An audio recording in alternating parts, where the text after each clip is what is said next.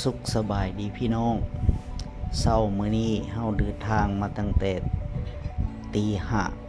มาฮอนนี่ก็ประมาณ6 โมงนะอยู่วัดซัมเทนฮิลของเมืองดาลัดประเทศเวียดนามนี่คือเส้นทางที่เฮาสิขึ้นไปโดยที่เฮานำรถตู้ขึ้นไปก่อนเอารถตู้ขึ้นไปจอดบริเวณที่เขาให้จอดขึ้นชม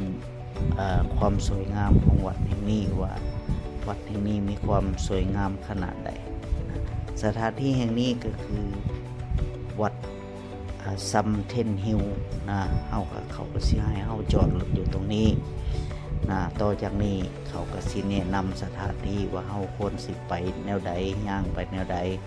แล้วก็สิมีเส้นทางขึ้นไปขึ้นไปอีก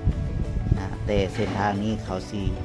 เอารถไฟฟ้ามารับคณะของเราขึ้นไปชมอยู่เทื่อนึงนี่คือดอกไฮเดรนเยียเป็นดอกที่ใหญ่แล้วก็สวยงามหลายอยู่ก่อนเราสิขึ้นไปตอนจุดพักรถแห่งนี้สิเห็นว่าดอกไฮเดรนเยียนี่เป็นดอกงามอีหลีดอกใหญ่เท่าที่เคยเห็นมาเพราะว่าเมืองแถวนี้มันสิเป็นเมืองหนาวถือว่าหนาวเกือบตลอดปีคือกันแต่เมืองสิเห็นว่าดอกนี่สวยงามอีหลีดอกไฮเดรนเยียเด้อ